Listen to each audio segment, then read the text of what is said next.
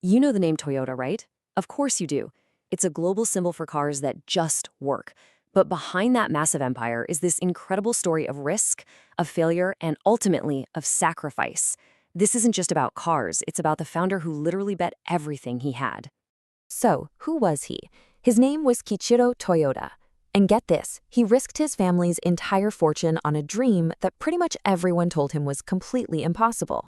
So, yeah, to really get how Toyota became the giant it is today, you have to understand the man who started it all. Let's dive in. So here he is, Kiichiro Toyoda. And you've got to understand, he didn't just start a car company. No, he took his family's super successful textile business and decided to pivot into one of the hardest, most expensive industries on the planet. I mean, it was a radical, almost unthinkable move at the time. Now, you might be thinking he was just some wealthy heir with a silver spoon, but his inheritance wasn't just about money. It was this massive legacy of invention and the immense pressure that comes with trying to live up to a legendary father. And man, talk about a contrast.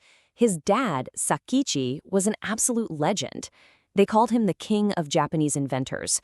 He perfected the automatic loom, revolutionizing the entire textile industry. So you'd think Ichiro would just follow in those footsteps, right? Nope.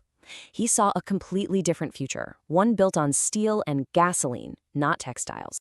And this is absolutely crucial. He wasn't just some manager in a suit.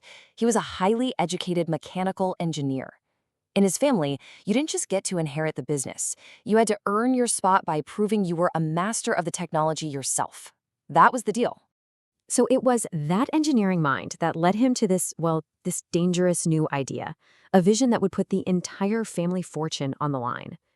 While he was traveling abroad in the US and Europe, he saw the incredible power of the automobile.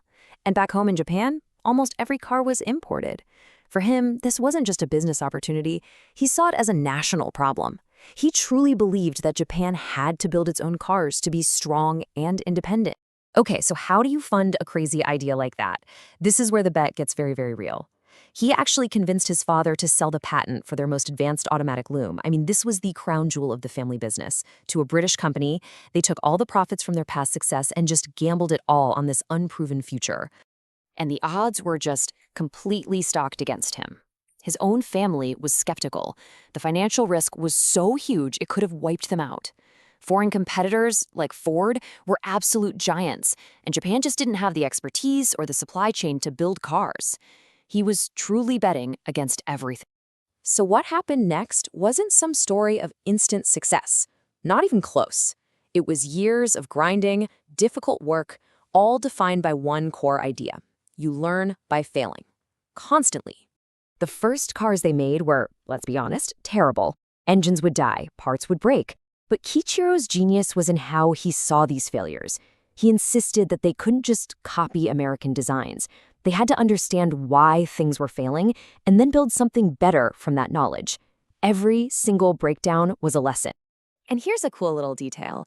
Even the company's name tells a story. They changed it from their family name, Toyota, to Toyota. Part of it was that it was just easier for people to pronounce. But more importantly, in Japanese script, Toyota is written with 8 brush strokes, and 8 is considered a lucky number. They needed all the luck they could get. So after all those failed prototypes, all the struggle and all the financial risk, it finally happened. In 1937, the dream had a name and an official beginning. Toyota Motor Corporation was born. But, building the company was really only half the battle. Leading it, especially through a massive crisis, was going to demand even more from him.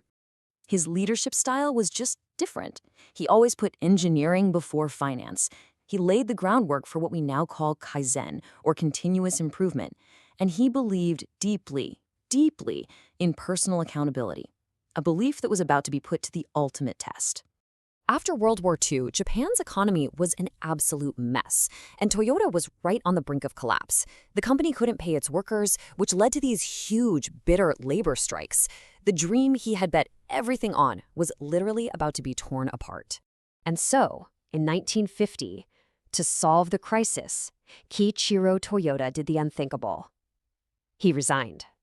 He didn't blame the economy, he didn't blame the unions, he took full, personal responsibility for the company's failures.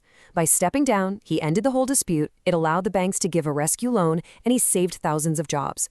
It was the ultimate act of leadership, sacrificing his own power for the good of the company he built from nothing. Kiichiro actually passed away just 2 years later. But that one act of sacrifice and his core philosophies would go on to shape not just Toyota, but manufacturing all over the world.